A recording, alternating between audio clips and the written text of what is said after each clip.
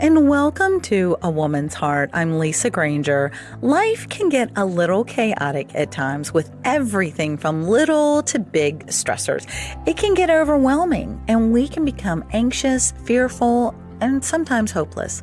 Diane Arnold has discovered some habits that can help rekindle hope, resilience, and a sense of purpose in your God-given identity. I got to speak with Diane about her journey and her latest book, 12 Habits for a Sound Mind and Joyful Life. For the show notes for this show, previous episodes, and other resources, check out my website, lisagranger.com. Now for our time with Diane. Welcome to A Woman's Heart. Today we are very blessed and honored to have with us Diane Arnold. Thanks so much for joining us today, Diane. Thanks so much for having me with you. I'm excited. You are welcome. I am excited to have this conversation as well. We have already had some of our own conversation, but before we dive into that, I would love for us to get a chance to know you. And so tell us about yourself and something fun that isn't normally in your bio. All right. I am a licensed counselor. I live in South Carolina at this point, and I think it's kind of interesting that I grew up in North Dakota. Oh, okay. Actually, almost Canada, like we're real close to the border. So Wow. you were talking about the snow, and I was like, Mm-hmm. oh yes, I know the snow and I know the cold. You would I know the know the ice. snow and the cold being up in North Dakota, which is probably why you're in South Carolina now. Probably no, that was husband's job, believe it or not. But I think it made me fairly resilient. Oh, okay. One of the things that I think living in that climate does for you, and if you're out there and you know exactly what I'm talking about, right into Mm, Lisa, it's like you need to be able to prepare, and yeah, the weather matters. it does. If you're going to get to work, or if you're going to get your kids to school, or Mm-hmm. to how your day's going to go. And I think especially in South Carolina, I just totally take that for granted. Yeah. You go when you want to go. It's Mm-hmm. always beautiful, and you probably don't need a jacket. Yeah, probably not. But I think up in North Dakota, people often say that we're tough people. I think we're tough people. Mm-hmm. It's like, and you come back and do it next winter, it's Yes. coming. Yeah, it's coming. So Yeah. that's something I think that a lot of people don't know about me. And I spent a lot of years there. And Okay. Very yeah. good. Well, we are happy to welcome you down south in the better weather. Sorry for the hurricanes. So, Yeah, for sure. yeah, you traded snowstorms for hurricanes, but there's only a short season Exactly. for that. But I'd love to pick out that you mentioned that it helped make you resilient. And I think that is a big word these days and Yeah. probably very critical. I mean, when you talk about your book, 12 Habits for a Sound Mind and Joyful Life, I would think resiliency is right on up there and plays Yes. into so many different factors. You mentioned that you're a counselor. So with that and the resiliency and everything else, and God really placed this on your heart to share, how did you know that this is what God wanted you to do? So that's a really good question. Two things were happening. Okay. One, I had gone through a major betrayal, which I talk about Mm-hmm. in the book. My husband, and this is 20 plus years ago, had a very public affair, Hmm. front page of the Wall Street Journal, public affair. Wow. And so I think I knew or thought I had healed from that and didn't realize the tentacles that that betrayal had. And I write about a lot of those in some of the habits. How do you deal with not living in peace? How do you deal with living in fear, rejection, shame, not wanting to trust people, not wanting to be vulnerable again? Why would you? They might hurt you. But one of the things that you just said was, I think it's the second to last chapter. I call it adversity rather than, resilience. But, how do you live in a place that may not feel like a Barbie world, right? Yeah. It's sunshine and roses all the time. And how do you have the courage to get up tomorrow and do that again and again and again. Because sometimes that's not a habit that's Yeah. passed down really well. In fact, if you look at Psychology Today, just sent out their new magazine, and it's called The New Grown Up, and it's this grown up man sitting in his kid's tennies in a baby stroller. Mm. You can get the picture, and it's like, what's going wrong inside of me where I don't feel strong enough? That resilience that we're talking about right now. No Yeah. blame on parents out there, no blame on young adults out there. There's a lot going on with that generation, but part of it has to do with that strength of mind of saying, I'm not going to quit. I have 3 young adult children, Me too. and it's a completely different world, and there's some things where, for me as a parent, I don't know how to help them navigate it because those things didn't exist when I was their age. I mean, the technology, it's hard to help them navigate through some things that I never would have thought would have been a reality. I couldn't have even dreamed them up in my imagination with movies Right. that they're dealing with. And they're on then my grandparents, they went through World War II and the Right. atrocities they saw, Right. but the resilience that they had. And so it is a very, very different world. And whereas we can be physically one age, but emotionally and relationally, mentally, a completely different place. Right. And I think, your question to finish it is kind of exactly that. I'm watching myself not completely healed. I'm watching mainly, I would say, young adults. I would say millennial Gen Z coming in, struggling with the same things. I'm depressed, I'm anxious, and I'm like, okay, well, that's a symptom of what's going on, Hmm. right? Yeah. I believe that God had kind of personally walked me through a lot of this. Like the betrayal, was a cause, but I was experiencing a lot of those same symptoms. Yeah. I knew that I hadn't gotten to the root of what was happening. We could do all kinds of anxiety work. We could do it, and it would have helped. Don't misunderstand me, but I hadn't gotten to the root of what these beautiful people were so struggling with. Yeah. And when I was really searching the Lord one day, he said, well, they don't know who they are. Mm. And I'm like, well, that makes complete and total sense. Yeah. They don't know who they are and they don't know what they're called here to do. And it's causing them all of these problems Yeah. in their life.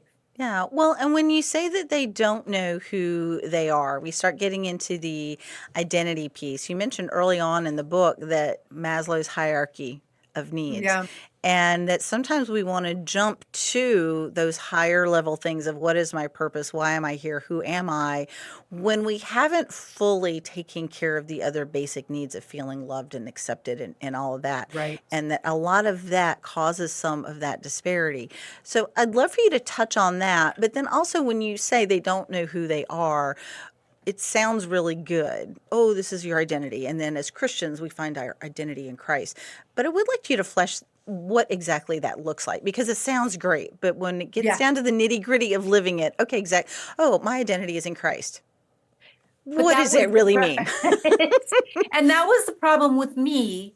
And if you're out there listening right now, it could be the problem with you is like, yes, I know that. I know that I up know here. that in my head. So many things we know in our head, but it Right. doesn't always connect to our heart and our Right. But spirit. I hadn't already connected. And because I hadn't connected, I'm having all these symptoms. Mm, yes. Right. Yeah. Or I didn't have an understanding of what, more importantly, blocking me. So when I go to who I am before I jump to Maslow, who I am, we have social media blocking us. Mm-hmm. That comparison trap where, God bless, I love social media, but you know that it's not real. We all Mm-hmm. know it causes us to not feel good enough, measure up.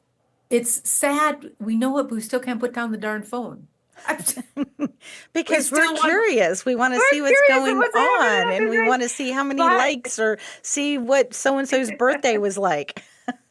but we need to understand, okay, that's blocking us. My value isn't based on someone else's.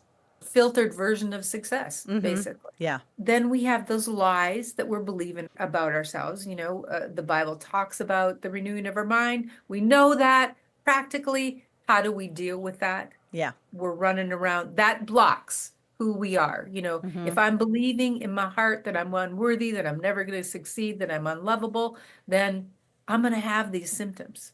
I don't know if you said it or if I haven't said it yet, but over 70% of that age group is struggling with anxiety and depression. That's what we're looking at as a Yeah. nation.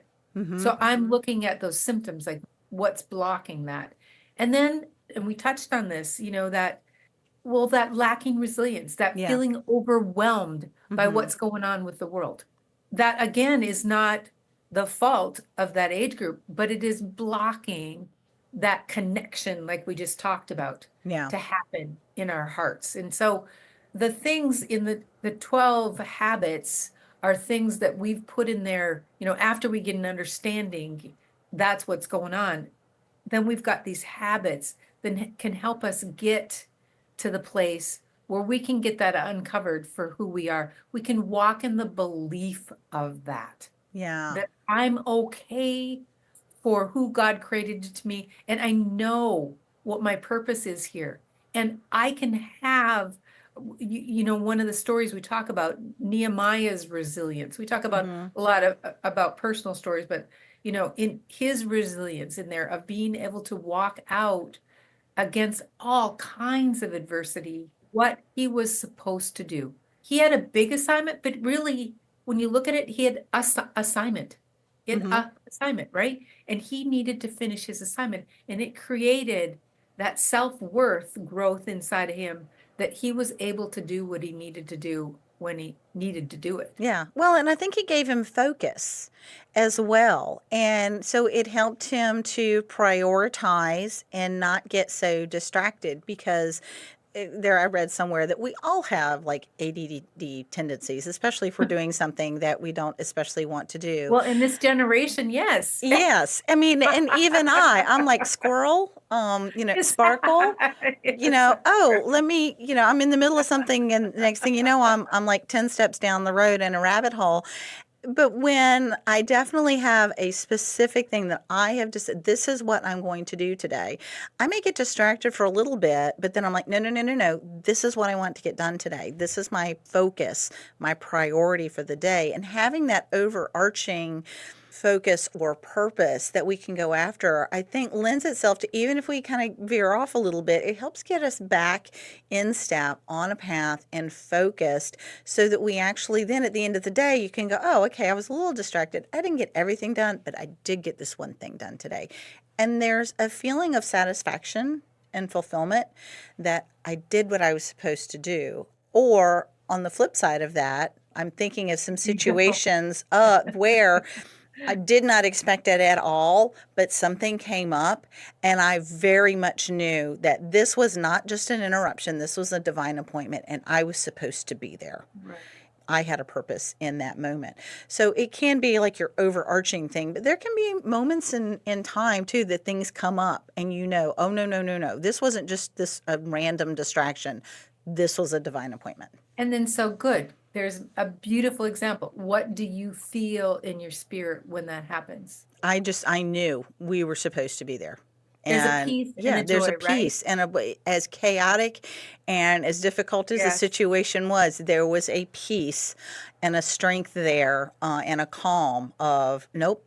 It may be kind of swirling around, it may be a little wonky, but I'm here, and there's a peace and a calm about it.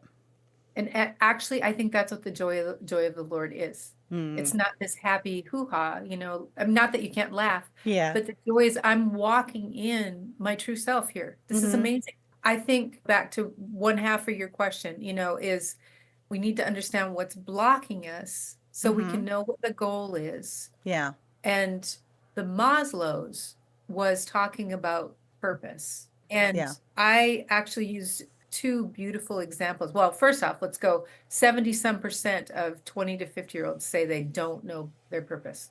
Wow. That's a lot. Right? That would make sense why they're anxious and depressed. Yeah. Yeah, it would. And I get that. I don't think I have a huge purpose, but I know that I'm called to help people get restored. Yeah. I always get put in that slot. And it is where I feel the most accomplishment. Whether I'm talking to some great big famous person online doing a session with them, or I'm with my everyday people in my office. When we get to a place where they go, oh, Mm. that's what God wants me to do. I feel like I've walked in my purpose. Mm-hmm. And that's mine, but everyone has theirs. Yeah. Without that, you do feel totally disconnected. You Yeah. feel like you have this level of, I'm always trying to compete with them, or I'm always trying to do their job, or, Yeah, there's and like a I, wandering, lost, yes, discontented feel that's, is what I'm thinking of. and there's a lot of people doing that Yeah. because they're looking in that Maslow's theory at these people who have hit the top of their mountain. They've greatly succeeded. They've paid the price. That's what I want to be. And I don't watch what it took for them to get to there. Yeah, we just see somewhat of the finished product. We're all a work in progress until we're not here anymore. We just see the success and the overnight success. And who We wouldn't don't want see the that? 15 years that went into that overnight success, or 20 Or years, at or a however minimum, many. yeah, exactly. I talk about what blocks us from discovering that purpose, skipping those foundational steps, Mm-hmm. meeting our core needs, meeting our emotional stability, getting that foundation. Without that, we are going to end up in that burnout and disappointment place. Yeah. It's just the social media trap of comparison that gets in the way, where people compare myself to someone who's greatly succeeding out there. Yeah. Or my friend, we're both musicians, but I'm playing in coffee shops and he's playing, Stadiums. exactly, right? And it's like I'm comparing, Yeah. or that lack of training, dedication, as a therapist, we'll put people through all kinds of tests, and I put some of those in the book. You can get them, where you learn what it is I'm actually called to do. Like, Mm-hmm. it's horrible when I find someone who's really called to work with their hands, but their whole family is in higher education. Yeah. And so this kid is going to school to be a professor, and all he wants to do is be like Jesus and build things. And I'm like, but because their family doesn't do that, Mm. they're struggling in a place. So I use that Maslow's theory to say, hey, you don't get to skip steps. If you do, It's going to cause some tension. it's going to cause some tension in your life. The one that I used in there was real life, one of my children who failed and failed and failed, but he loved animals. He wanted to deal with animals. Mm. I mean, talk about a bright kid, but he just couldn't seem to get on the track of not wanting to just jump to here. So instead of risking that failure, he would just stay way below his level. He Mm. would work on a beach with the turtles or go work in a sanctuary with the birds. And one day, after talk with him, he said, I think I'm going to go to law school. I think I'm going to be an environmental attorney. And I'm like, what a beautiful use Wow. of that call on your life. Yeah. And now he spends his waking hours defending animals. And I'm like, There you go. And I love that, you mentioned that we find our purpose. It doesn't have to be a specific thing. Like he was working on beaches, and you mentioned those, and then he wants to become an environmental attorney. And you may not think like vet or attorney, they're very different things. But God uses those things that we love, and you don't always know how the pieces are going to fit. So when we're looking for our purpose, it doesn't mean that we have to be a specific thing. It just kind of has to be in that arena, and God can work with us to use those gifts and those desires and the right. talents and the natural bents and personalities. He can use all that in so many different ways. And I put you through a bunch of those exercises in the book. Yeah. It's very practical. At the end of every chapter, I'm like, okay, so here's the big picture, Yeah. but Yeah, I like how you have those questions at the end of the chapter that really make you think and really kind of help you dive into some of those habits because I'd love to at least get to one. You have like the 12 different habits here and that restore the original me, unwrap my purpose, which we've talked about, silencing the shame, let in love and acceptance, confront rejection, one of my least favorite things to do, dig new ditches and write a better story, which I saw that one and I was like, okay, what's this chapter really about? And Did you like that one? I did. I really liked that chapter and the neuroscience behind building new pathways in your brain because, man, I got the number of times I've heard God say, you have been around this mountain enough. Exactly. I will build ruts, and they're not necessarily helpful or productive ones. So trying to redo some of those pathways. And then you have a lot of other really good habits in there and some good questions at the end of your book. If somebody wanted to, obviously you can't do them all at once. What's one that's really laying on your heart that you would love to share with people about one of those habits that kind of helps build on all these foundations and being of a sound mind that we've been talking about? So everything in me as a counselor wants to say, that these are gonna be very individual. Mm-hmm. I had a lot of editors read this book. God bless Baker Books. They just, they want to make sure it's thorough. And they would all come back and say, oh, I loved this chapter, or I Mm-hmm. loved this chapter. And they were different, of course. Oh, yeah. And I knew as a therapist that that's what hit them. That's what they were working on, what made sense to it. So if you're listening out there, I mean, I just want to say, I think that you'll find that there's a habit or two that will completely make sense to you that maybe you'll want to dig more into Yeah. or that hadn't even thought about. Yeah. I think loss is something people don't think. I wanted to call that chapter the loss of plan A.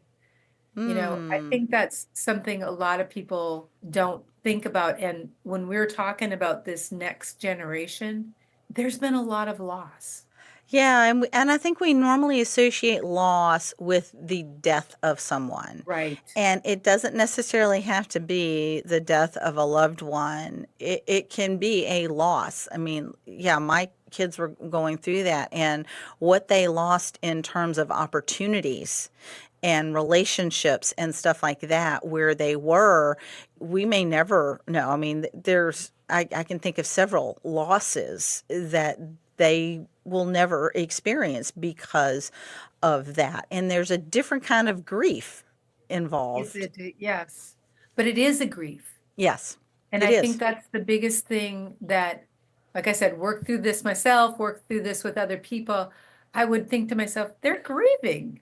They're Yeah. literally grieving, Mm-hmm.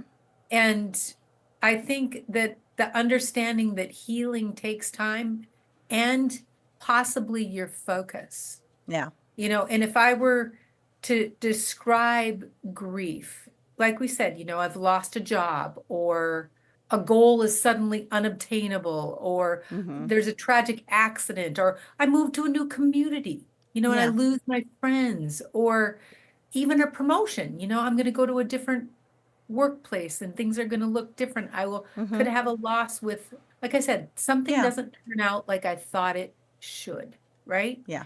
What we know as losses is we have to go through them, and every one of us would rather, I mean, and I'm putting me in this category, would rather go around, over, or under Oh, that yeah. emotional piece because it's just no fun. It's messy. It's messy. I'm literally going to grieve. And some of us are more emotive. So we're like, okay, I can do that. But there's a whole other attachment style out there that doesn't like feeling those emotions. Mm. And Yeah, that's true. when I say, hey, there's a burning building on fire right there, and I need you to go through the front door. I need you to feel this, you know. They're like, yeah, I don't think so. Yeah, no. No, I don't think so. Yeah. Yeah, Because yeah, it can be very painful because it kind of circling back around, you mentioned, so many times we deal with these symptoms and we don't deal with the root. And when you're really yes, getting to the root of it, it's deep. I mean, you don't just chop a weed off. Sometimes I have to take that little tool and stick it way down into the dirt right. to really get the root out of it. And so Yes. sometimes that can be very, very, very painful. Well, Diane, I know I mentioned there is so much more that we could go into, so many of the habits and the foundations and so much good stuff in this book. We will encourage people to go out and get that. But I always like to ask my guests, and as we mentioned, this was something that God put on your heart to share, and I know it's going to be touching a lot of lives. What would you say to encourage someone to pursue the passion that God has placed in their hearts? To pursue the passion. I would say to seek joy and peace, that actual emotional feeling in almost everything you do.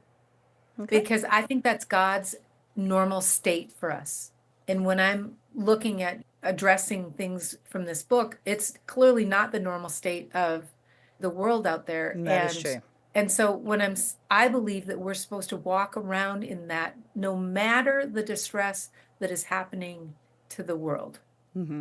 So I would say if you're not feeling that, is your connection with God right, in that place? If you're not feeling that, is there something like this book, what's blocking it? This book is about, really what's blocking it and how do you heal some of that?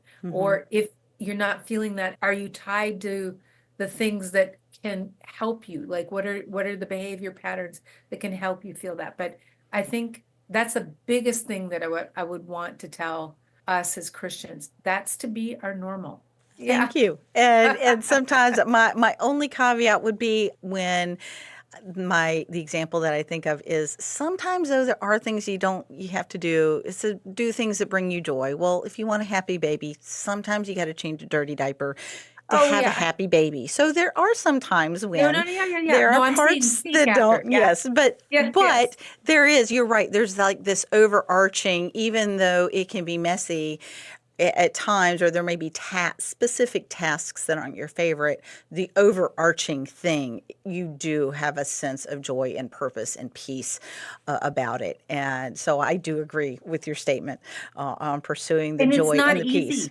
No. Not easy, not fun, and probably not popular right now. And I think that's the popular piece is that I'm kind of picking at is like, it's more normal to say, well, here's things that are in the way. Here's the people that are in the way, rather than saying, my goal is going to be to try to live in that place. So I'm going to try to seek out the information and or healing and or connection with God that I need to get to that place. Yeah, I agree. And we will encourage people to do that. And Diane, if somebody wants to connect with you, they want to get the book and dive into some of this and some of the other resources that you have, what is the best way for them to connect with you? Yes, we are at thefamilycollective.co. Okay. Our children have helped us develop that. So it's co, not com. Okay. People are always writing to me. I was like, yes. Oh, yeah. Yeah, the Family Collective. And we have a lot of relational resources. We have dating material. We have amazing premarital and marital workbooks and courses. We have online groups that you can join, and this is the latest, in the series of relational healing and health. So there's a lot out there that people can touch base with. Very good. Well, Diane, thank you so much for joining us today. Thank you for listening to God and coming out with this book. I know it will help. And as we already saw, there are lots of notes there for me and some good questions for me to look at. So I really appreciate your being obedient and taking the time to speak with us today. Thank you. Thanks so much for joining me today on A Woman's Heart. I'm Lisa Granger. I hope you enjoyed the conversation with Diane Arnold and got some good ideas and information that you can incorporate in your life going forward. To find out more about Diane or her book, you can find her website in the show notes on the podcast or on my website, lisagranger.com. You can also find previous episodes and resources from me. You can also let me know what people or topics you would like to see in the future. Until next time, have a blessed day.